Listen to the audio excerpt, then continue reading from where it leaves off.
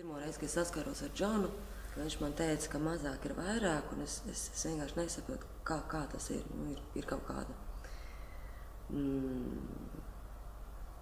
Kā mūs mācīja aktieru meistarība, un tā es arī viņu izpratu. Un tā kā viņš man teica, ka es neticu tam, ko tu dari, es neticu, ka tu to jūti. Es redzu, ka tu to spēlē, bet es neredzu, ka tu to jūti. Un tad man atvērās pilnīgi cita pasaule, ka tev ir pirmkārt jātic pašam, ko tu dari un kas tu esi tajā brīdī. Un jāizjūt vienā vai citā lomā, kā būtu, ja tev tā būtu dzīvē noticis, un kā tu reaģētu, un kā tu izjustu šo situāciju, citu situāciju. Nevis kā viņu vajadzētu nospēlēt pareizi, bet kā tieši tu justos un kas tev no šī cilvēka, no šī tēla ir. Jo mums ir visas rakstura īpašības. Vienkārši viņas ir balansētas dažādi.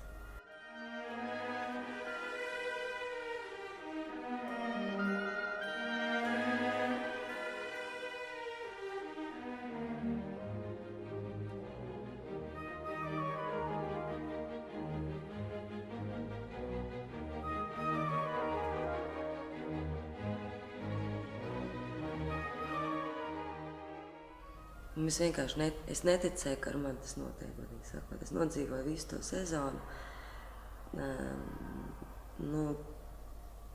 Tādā kaut kādā neticamā laimē, tā, ka tu no rīta pamosties.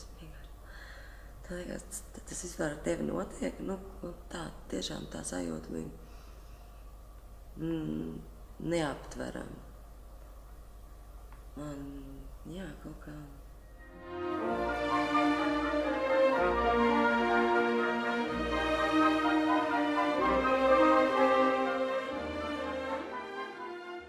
Mēs sākām septembrī strādāt ar Džonu, un bija tā, ka viņš bija ļoti aizņemts, viņš brauc prom, tad viņš bija atpakaļ, un tad bija tādiem periodiem, kad mēs radījām šo baletu. Jā, man prasīja tiešām tā baleta, kad ir dažādi stili, tur neoklāsisks, es vairāk teikt, ka tas ir tā kā neoklāsisks balets. Man arī grūti teikt, tāpēc tā izrāda, viņa ir tik apjomīga un tik, kaut kā man viņa arī ir tā saplūdusi ar to pašu tēlu, ka man kaut kā pat grūti par tiem, tā kā dejas soļiem vispār kaut ko teikt. Tas ir mans teksts. Tas ir, ar šiem soļiem es pastāstu. Bet tie soļi nav pats galvenais.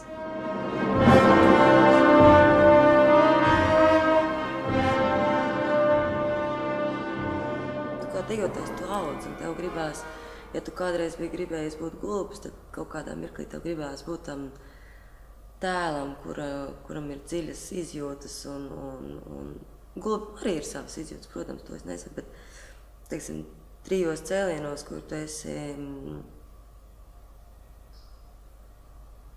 Margarita Guķē, un kad tu izdzīvo visu to stāstību, Anna Kareņina, tas ir savādāk. Un es tagad arī, cik es tiekos ar dejotājiem pasaulē, es redzu, ka viņiem gribēs šo saskarsmi tieši ar horeogrāfiju. Tā kā mums ir apmēram 140 vidēji izrādes gadā, kas mēs esam 60 cilvēku trupā, kas diezgan liels skaits. No 140 līdz 160, kā arī mums ir no 14 līdz 16 dažādas izrādes. Tev ir jābūt gatavam tam visam. Kādreiz vienam izrādes mainās, ka tas ir pavisam kaut kas moderns, ar plikām kājām, un nākamā dienā tev ir jābūt uz pirkstiem, un pilnīgi klasiski izrāda. Jo tas arī ir Džonam, ka viņam ir ļoti plašs repertuārs. No modernām izrādēm, neoklasiku, pavisam klasiskām izrādēm, kas, manuprāt, ir ļoti būtiski dejotājiem, ka viņš var atrast sevi, vismaz izmēģināt sevi dažādās izrādēs. Un kā arī Džons vienmēr, cik es esmu šeit trupā, viņš ir vienmēr centies mūs izglītot tādos lielos mērogos, kā piemēram mums ir bijusi Makārovs Baidēra, Žīzele, Džerom Robins, Balančins, Piers Lakots. Viņš cenšas mūs izglītot tādu, ka ir dažādi stili. Un tikko mums bija šogad arī šosezon būs Don Kihots no Riļeva, kas arī ir pilnīgi cits stils. Un man liekas, ka tas ir ļoti būtiski, ka dejotāji var apgūt dažādus stilus. Un ka, lai cik tas sarežģīti nebūtu, un kādreiz tā, ka, varbūt tas nav tavs, un varbūt nejūties labi, bet, to sevi pārvarēt un pierādīt pašam sev, cik labi tu vari to. Labi tas nav tev, teiksim, tuvs un tā, bet atrast to strādāt tik ilgi, cik tu pats vari to pašu labāko sasniegt tādā horeogrāfijā.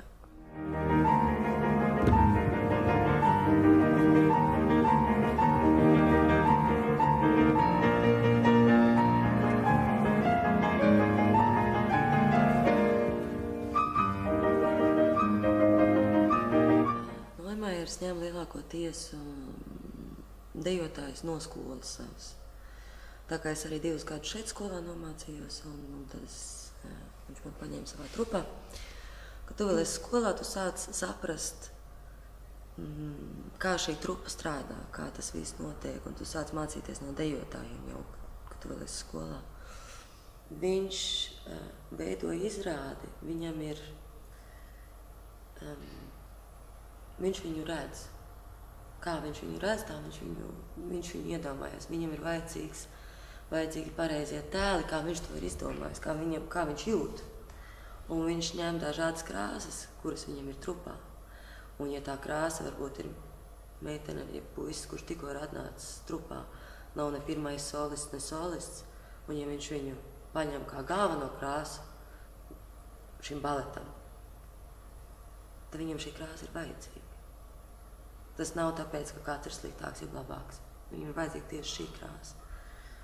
Un tā notika ar Edvinu, manu vīru, ka viņš bija 1. gadu no skolas. Un Venecijā Džons iestudēja baletu. Un tāds jau viņam bija Edvins. Viņš bija tikko atnācis, bet viņš redzēja, ka viņš tikko bija no skolas, bet viņam šī krāsa bija nepieciešama. Un viss.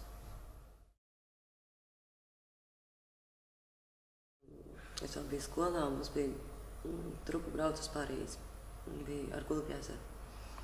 Un es biju paņemta līdzi, tā kā rezervēju Gulbjiem. Vēl tādā laikā es tā līdz galam nebiju iedzinājusies visā šajā lietā.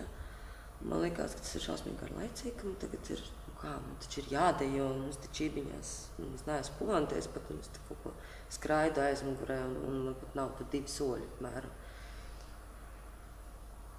Un viņš saka, tu, kā tevi sauc, tu? Un es sēžu pašā galā. Viņš saka, tu domā, ka es tevi neredzu? Es saku, es redzu. Viņš saka, ja tev nepatīk, neuzskatos. Tāpēc, ka ja tu esi uz skatos, tev ir jābūt tēlam. Vai tev patīk, vai tev nepatīk. Vai tu esi meitene no ciemata, vai arī tu esi modīlī. Bet, ja tu uzskati, ka tas nav svarīgi, nevajag, es paņemšu citu meiteni. Es atceros vienkārši. Asaras birst, visas trupas priekšā jau tā kauns nērti. Un tad bija tā, tas sākums bija tāds. Un pakāpeniski, lēnām ar darbu. Es izgāju caur Kordobaletu, protams. Man vienmēr bija kaut kāds interesants mazas lomīgas, ko dejot. Un vienmēr kaut kā uz mani ir kaut ko studējis, sākot kaut ko nelielu tādu.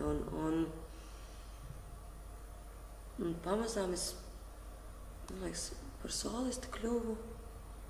Es biju jau 6-7 gadus trupā. Nebija tā, ka pēc 2-3 gadiem es biju solista un pirmā solista nebija tā. Viss bija pakāpeniski ar darbu. Un man ir prieks par to, ka tenī sākumā nebija tik daudz viss. Tāpēc, ka kādreiz tas nav labi. Ja tu tiek, ka tu esi ļoti jauns un tev ļoti daudz atbildību dod un visas pirmās izrādes, te var, visādi. Ne jau visiem tā ir, bet bieži gadās, ka kaut kas izmainās cilvēkā.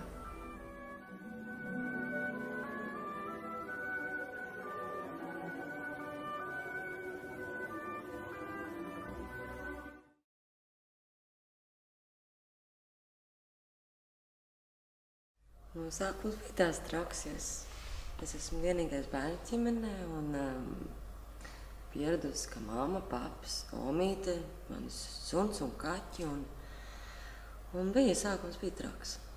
Tā gribējās mājās un tobrīd arī nebija tāda informācija par vispār, kas notiek ārpusē dejas pasaulē. Un es atbraucu būtībā nezinot, uz kurien es braucu. Un bieži šo vietu toreiz sauc par pašdarbību, un kad es esmu aizbraukusi, tur jau baleta nemaz nav. Un sākumā man tas bija, sākumā bija arī sāpīgi braukt atpakaļ, un kad es satieku draudzenes un arī kaut kādus kolēģus, teiksim, arī skolotājus. Toreiz bija tāda situācija, ka vienkārši nebija informācijas pietiekami.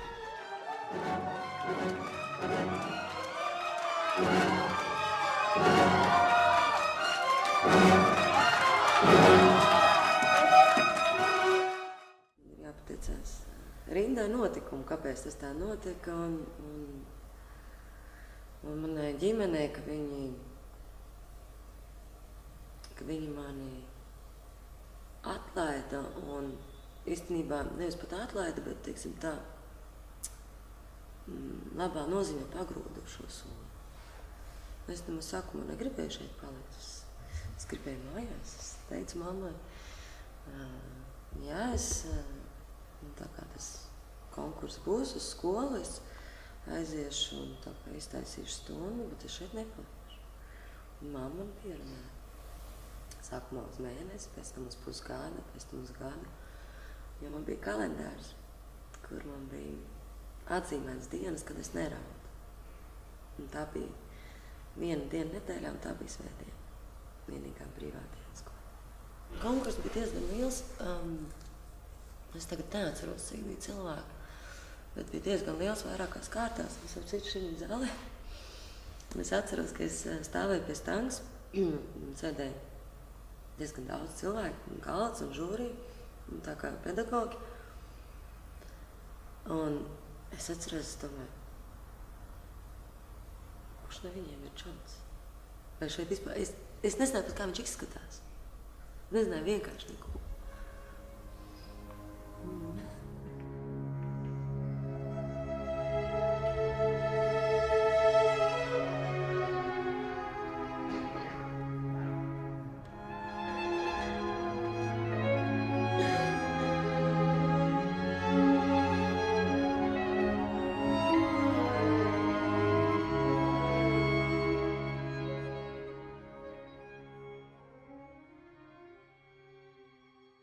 Toreiz, ja dabūju kaut kur kaseti no kaut kurienes un varēju paskatīties kaut kādu beža āra darbu, tas bija liels notikums. Toreiz nebija tā pieejamība tāda, bet, katrā ziņā man bija ilgu laiku ļoti sarežģīti un muļķīgi, tāpēc, ka es biju, es atbraucu uz šejienes, pat nezināju, uz kurienes atbraukusi. Un tā, kad jau es sapratu, kas ir Džons Noimajers un ka īstenībā ir kauns baleta pasaulē, baletējotājiem nezināt šo vārdu, un ka es pirmos gadus braucu uz Latviju, un man vēl joprojām prasīja, nu, ko jūs tur tā, nu, ko jūs tur dejojat, nu, ko tur apmēram mīcaties pa grīdu.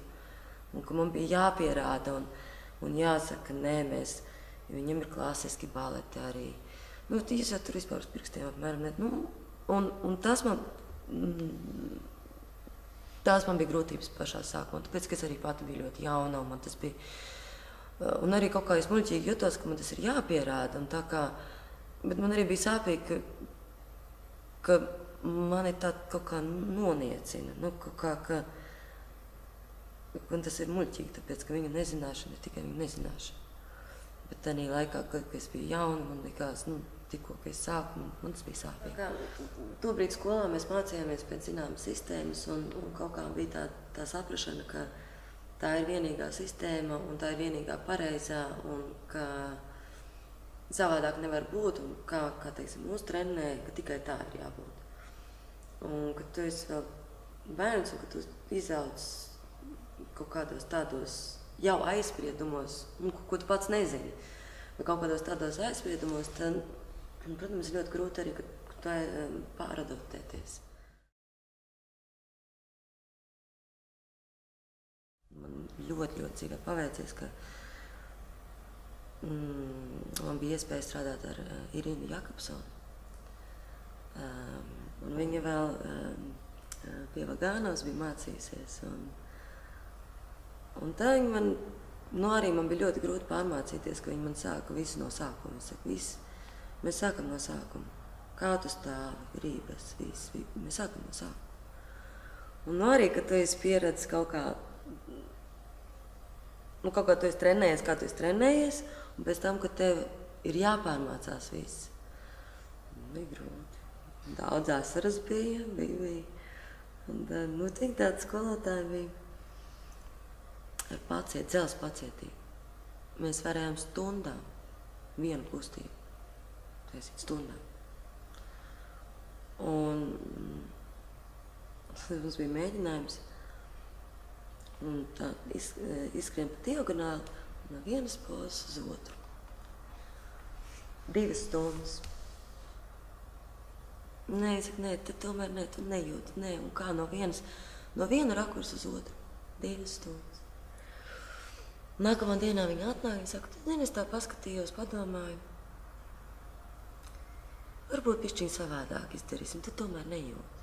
Viss tās 2 stundas viņa man mācīja, kā skriet, un kā no vienas posas pārēt uz otru. Un šī pacietība un zināšanas, kas ir labāk un kā ir labāk, nu, tas, tāpēc arī ar Kevinu Heigenu, viņš no Amerikas, bet viņam ir dažādas skolas. Viņš gan Balančina, gan Krievu skola, gan Purnanvilu viņš zina. Viņš arī tāds ģeniāls, pilnīgi cilvēks, kurš viņš redz problēmu. Pilnīgi tulīt viņš var pateikt, kāpēc nesanāk, kāpēc viņš var palīdzēt. Viņš pateiks, ka ir bijusi, teiksim, laba izrāde, bet viņš vienmēr ir pateiks, ka ir bijusi, nav bijusi laba izrāde. Viņš nepateiks, ka ir bijis slikti, viņš pateiks, bija ok, mums ir, rīt pastrādāsim ar šo un to. Un arī, ka viņš saka, ka bija ļoti laba izrāde. Viņš vienmēr pateiks, kaut kas, kas varētu būt labāk. Un par to es varēšu ļoti pateicīgi, tāpēc, ka es uzskatu, ka dejotājiem tas ir nepieciešams. Viņam ir, ja viņš grib attīstīties, dejotājiem ir nepieciešama informācija, patiesa informācija. Pat ja tas var būt sāpīgi, un kādreiz ļoti sāpīgi ir, bet tas nav jāuztver kā apvainojums. Tas ir jāuztver kā solis, kas ir jāspēr tālāk. Tev kā pedagogam jābūt psihologam pirmkārt. Tu vienam bērnam pateiksi, ka nav labi, viņš sabruks. Otram pateiks, ka nav labi, viņš parādīs, ka viņš var. Un tas arī ir, par ko es saku, ir jāzina, kādai pieejai. pie dejotāja, ar dejotāju, jo arī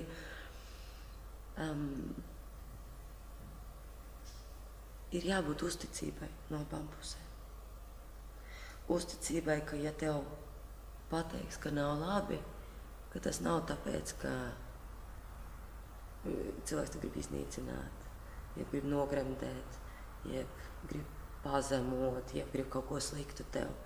Bet ka tu 100% uzticies, ka tas cilvēks tevi patiesi mīl. Jo tikai es uzskatu cilvēku, kas patiesi mīl,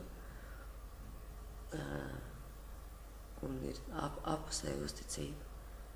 Viņi pateiks taisnību. Kamēr apkārt tev neteiks taisnību. Nav daudz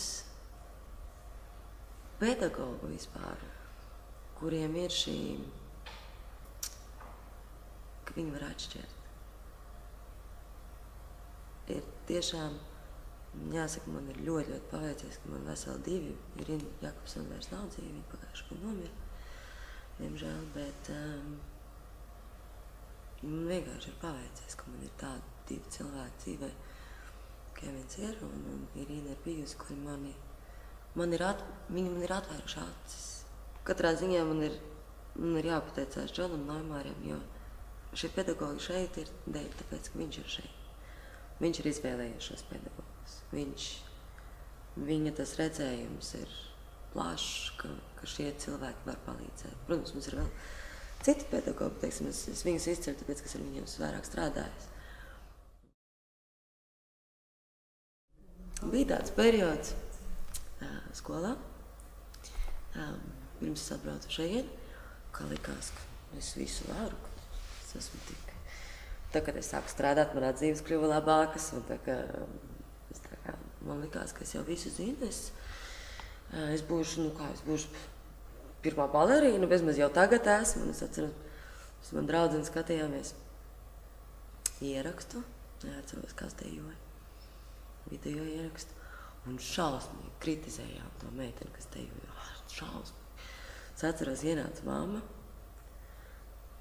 un es saku, meitenes, jūs neko neesat sasnieguši savā dzīvē. Jūs to saprotat? Un jūs sēžat un kritizējat profesionāli dejotājus skatāt. Kā jums no kauna? Mamma aizgāja pēc tam, mēs šausmīgi sabozāmies, ka mēs taču zinām, par ko mēs runājam. Un tagad gadi pagājuši, un mēs draudzeni, mēs visu laiku smējamies par šo. Kā tas bija toreiz. Un tad tā, toreiz likās, ka visi varam, un tagad ar gadiem liekas, ka mazāk un mazāk var.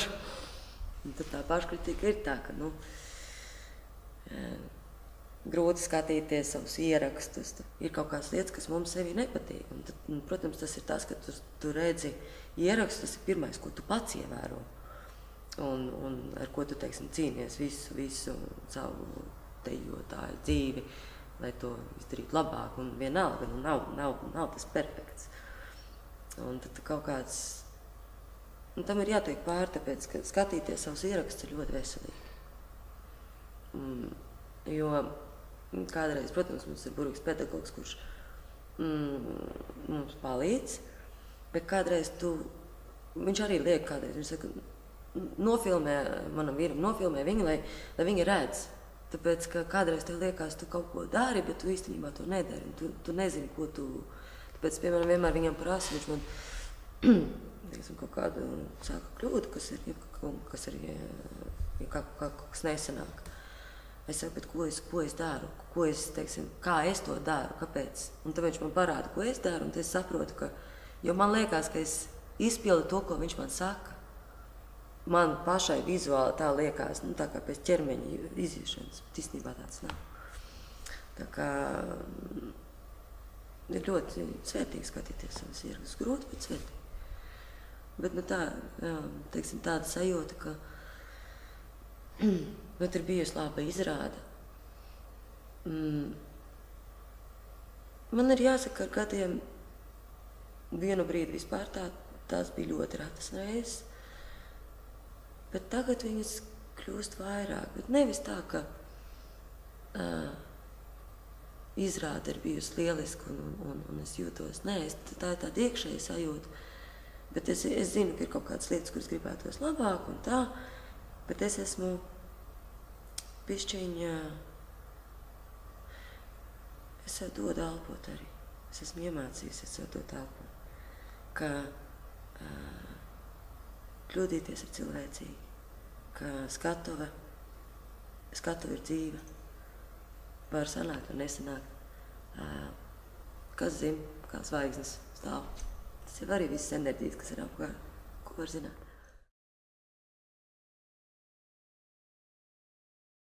Tas ļoti raksturīgi, cevišķi baletā. Mēs, kā aktieriem tas ir gan baletā. Tas ir neizbēgami. Skaudība vispār ir diezgan traka lieta. Un ja viņu laikā neapstādina, tad, diemžēl, viņam ieaug. Viņa iesakņojās un to var redzēt. Tas ir ļoti manā. Un man pašai ir bijis tā. Man bija viens periods, kad es biju šeit, atnāca meitene no skolas ļoti talantīga. Laba meitene un nebija tā, ka es nedejoju. Es dejoju, man bija daudz labas, skaistas, interesantas lomas. Es biju arī tikai tā kā sākumā savā dejošanas šeit trupā. Un viņai arī sāka dot. Un es atceros, man jāsaka godīgi, ka tā sajūta, viņa ir briesmīga. Viņa ir, un kad tu atnāc mājās, un saproti, ka tu nevari ne uz ko citu koncentrēties, tikai uz to, ka jā, bet viņai. Un kad tu saproti, ka tas ar tevi notiek, un tu godīgi sev atzīsties. Un tad tu saproti, ka tas ir mirklis, ka tu vari strādāt pie šīs problēmas. Un man bija pusgads, es cīnījos ar to pusgādošo skaudību. Man tas ēda no iekšpuses, es pati sevi ciest nevarēju, tāpēc, ka tas bija vienkārši pretīgi. Un es varu teikt, ka es arī izskaudu šo skaudību ar darbu. Es vienkārši gāju tā zālē un strādāju. Baleta cilvēkiem ir tāda tendence vienmēr žēloties par kaut ko. Tā tas ir, tas ir visur. Un nevajag to barot citos, un nevajag baroties no tā. Es uzskatu, ja tev neapmierina kaut kās, nevajag sēdēt un būt neapmierinātam. Baleta dzīve, tas tik īsti 20 gadi. Jo vairāk tu žēlojies, jo vairāk tev paliek sevi žēl. Jo vairāk tu sāc just jau šitas un tas sāp, un vēl kaut kas sāk sāpēt. Tas, ne pie kā laba nenoved. Un kad tu ej zālē un tu strādā, tā enerģija, viņa, jo vairāk tu atdod enerģiju, jo vairāk viņa aug. Mans pedagogs iemācīja nelasīt kritiku. Tāpēc, ka viņi var būt ļoti sāpīgi, viņu pašu gandrīz tas iznīcināja. Un viņš kaut kad pašā sākumā, pirmajos 2 gados, kad es biju šeit, man iedeva tādu lielāku lomu dejot. Un tad tā viena kritiķa, viņa kaut ko šausmīgi rakstu uzrakstīja, es ļoti pārdzīvoju. Un pēc tam es ieraudzīju, man pedagogs teica, tu nelasi, tāpēc, ka tur ir, kritiķiem ir savas aizkulises, savi, ar ko viņi dzer kafiju, ar ko viņi nedzer kafiju, kas viņiem patīk, kas viņiem nepatīk. Es esmu norobežojusies no tā, tāpēc, ka man laikam arī ir vieglāk norobežoties no tā, tāpēc, ka, kā es saku, šī trupa strādā ar horeogrāfu. Tā kā kritika, vai tas bija labi vai nē, galu galā viņa man no tā ne augsts, ne silts. Un ir galvenais, ka Džons Noimajers savā nākamajā darbā, ko viņš iestudēs, ka es būšu šī darbā. Un viņu šīs kritikas arī neinteresē. Acīm redzot, jo no kritikām nav nekas mainījies. Kurš dejotājs dejo vai ne. ko es zinu. 40 gadus viņš ir šeit, jau vairāk. Un cik es esmu dzirdējis, tas nemaina situāciju. Man liekas, ka tomēr, pat kaut kāda izrāde, kas varbūt ir, nav labi izrāde, bet man liekas, ka jebkurā pat sliktākajā izrādē var atrast kaut ko labu. Un ja tu sākumā, ja tu esi spējīgs atrast kaut ko labu un pat kaut ko pavisam maziņu un izteikt to vienu labo un pēc tam pateikt, bet šīs tās man nepatīk. Tas jau ir apsveicami, bet ja tu to cilvēku vienkārši grib iznīcināt, es saku, kā sākumā bija, un ar to vienu kritiku, ko es izlasīju, tad es saku, labāk nevajag lasīt. Un tā kā saku, man galvenais, ka es dejoju. Burvīgs lomas. Ar mani Džons Noimers strādā. Mans pedagogs man pateiks godīgi, vai bija labi vai slikti. Tāpēc tās Džons Noimers. Mans vīrs pateiks. Ja nepatika, arī var būt. Tas ir tikai cilvēcīgi. Ne visiem patīk viens dejotājs, jeb otrs dejotājs, jeb arī viena izrāde. Tas jau ir cilvēcīgi. Tas ir viedoklis bet es esmu jūtīgs cilvēks un es sevi norobežoju no šādām lietām.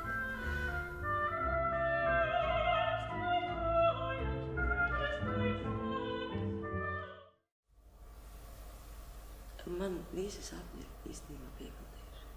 Man tiešām es nevaru. Ja man būtu šodien jāaizver durvis un jāaiziet prom no zāles, bet mums būtu ļoti sāpīgi un grūti, bet man nav nekas, ko es nožēlotu, ja teikt.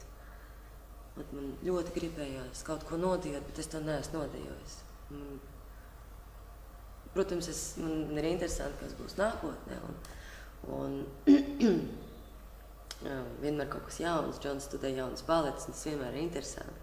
Bet man nav tāda sajūta, ka kaut kas man nav piepildījies. Un par to man ir jāpateicās visiem dzīves apstākļiem, kā viņi ir ritējuši. Gan pirmkārt savai ģimenei, Džonam, protams, visi tie, tas maniem pedagogiem. Un arī man jāsaka cilvēkiem, kas man ir skalduši. Tāpēc, ka pret mani nav tā attikušies, tāpēc, ka viņi arī ir spēlējuši lielu lomu visā tādā, kā tas ir izvērties. Es pilnībā 100% ticu, ka ar darbu var sasniegt visu, ar godīgu darbu, ar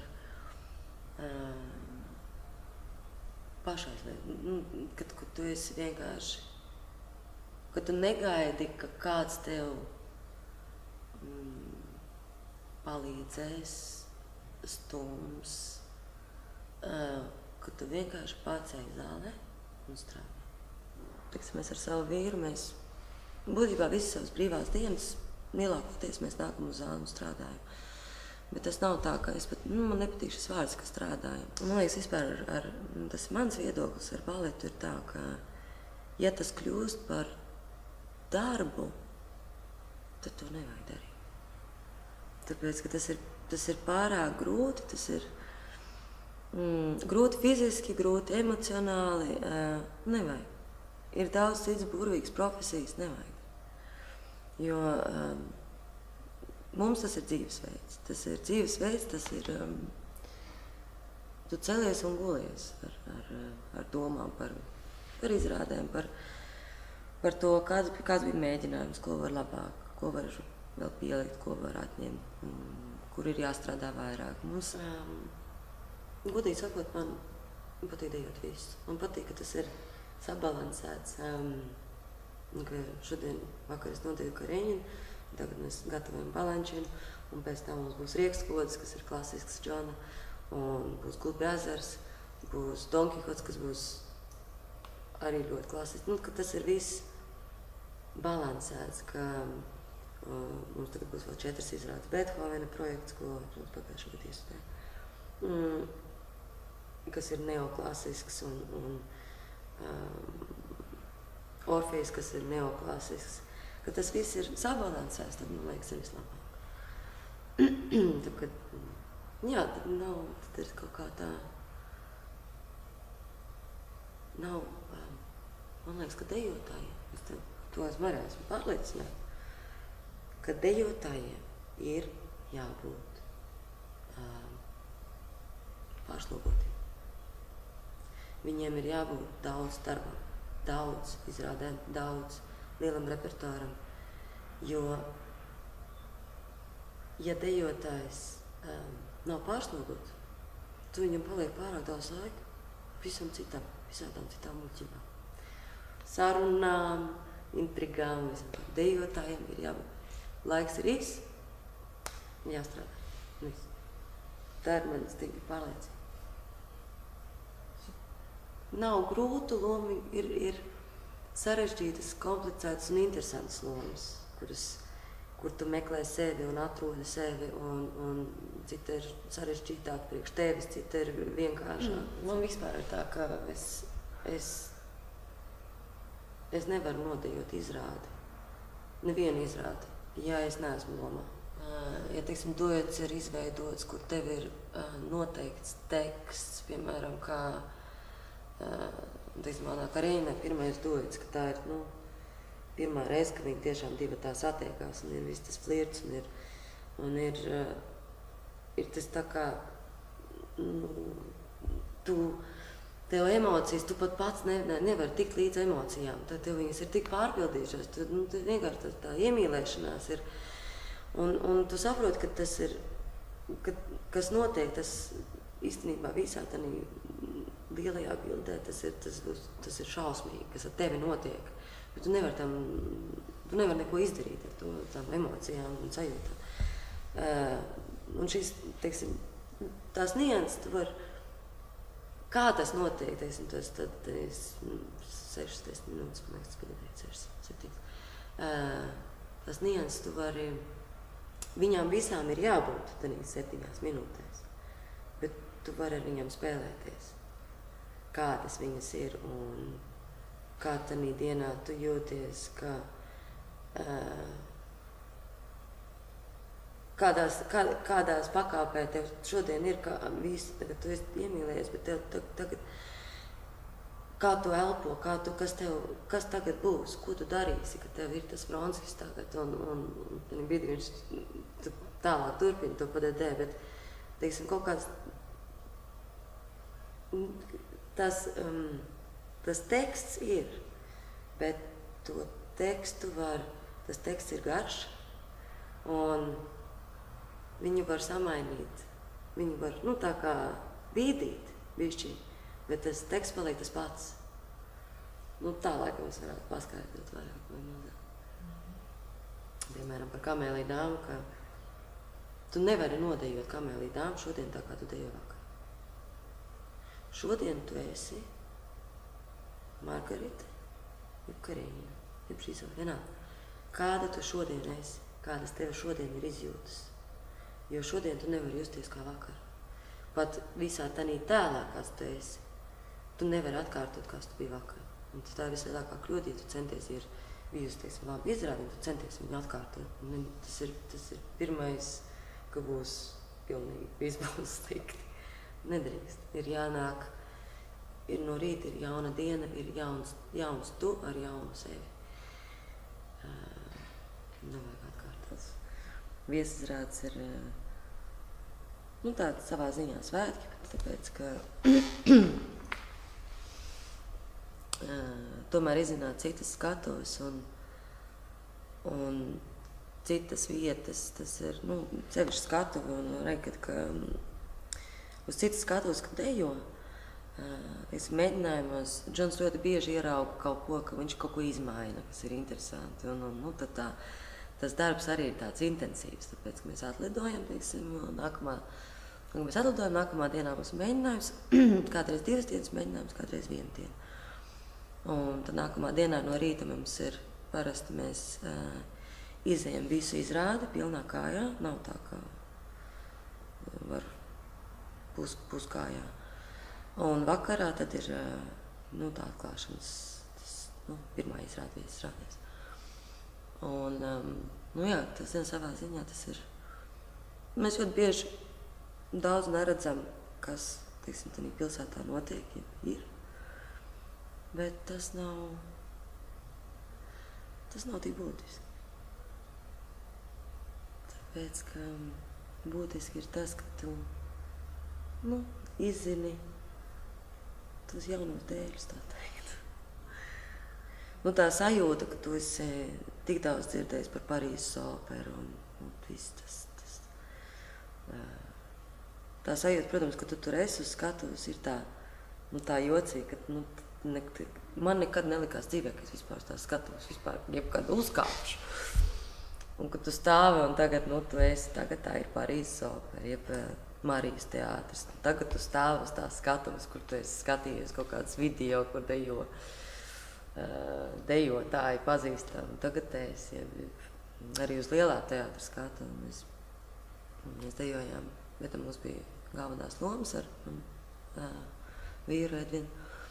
Un tad arī bija tāda sajūta, ka tu esi lielajā teātrī uz šīs vēsturiskās skatuves un dejo galveno lomu. Kaut kā tas tā tik jocīgi sajūta, ka tev pašam neticās.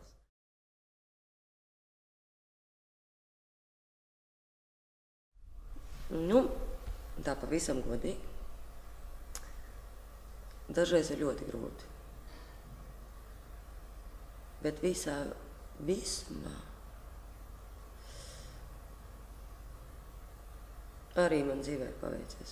Man vienkārši dzīvē ir paveicies. Man tāds partneris kā Edvins, ar kuru es ļoti daudz dejoju kopā, arī mans vīrs, viņš ir ļoti garš augumā, es pat esmu gara. Ja man nebūtu tāds puisis šeit garš, es domāju, es pusi nebūtu nodījis, ko es esmu nodījis. Tā tas dzīvē ir, diemžēl. Tā tas sakrīt. Bet tas lielākais pluss ir man, piemēram, ir tā, ka tā saskarsme uz skatuves ir daudz intīmāka, bet pat emocionāli intīmāka. Un arī tas, ka mēs varam, mums brīvdiena, man gribās nākt strādāt, un viņam arī gribās. Un man ir tas otrs cilvēks, ar kuru mēs, tā kā mēs daudz dejam kopā, mēs varam kaut ko izmēģināt, mēs varam strādāt duetā kopā, lai nākamā dienā, kad mēs atnākam uz darbu, mēs jau to duetu esam izmēģinājuši, viņš jau ir labāks. Un mēs varam viņu pilnveidot ar pedagogu mūsu. Un mēs atnākam mājās, mēs varam pārspriest pēc izrādes, kāda bija izrāde, kas bija labi, kas varbūt, ko mēs varam labāk. Šogad Džons Lemers ir devis iespēju 3 horeogrāfiem no trupas. Tādu veikt lielu pirmizrādi, kas būs sezonas beigās. Viens no viņiem ir mans vīrs, tā kā es centīšos viņu, tā teikt, kā saka, izskatīt. Palīdzēt viņam tā kā, nevis tā kā, поддерживать, kā? Atbalstīt, jā. Visās iespējamos veidos.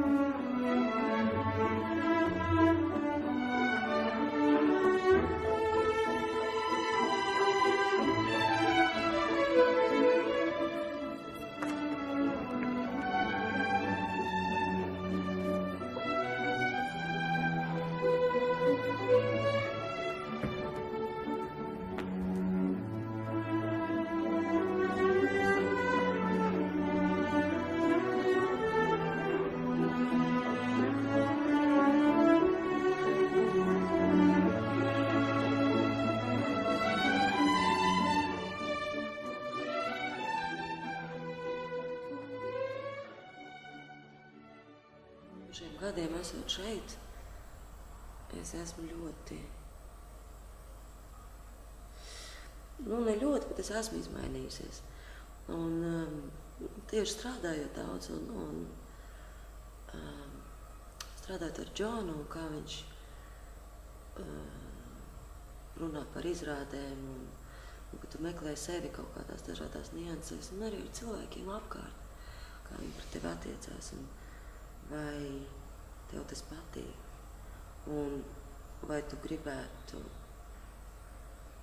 ja tu, teiksim, attiecies tā pret cilvēkiem, viņi jau tāpatās jūtās, ja tev nepatīk, kāpēc tu tā dari. Un kaut kādas tādas, es nezinu, man tā grūti pateikt, bet visa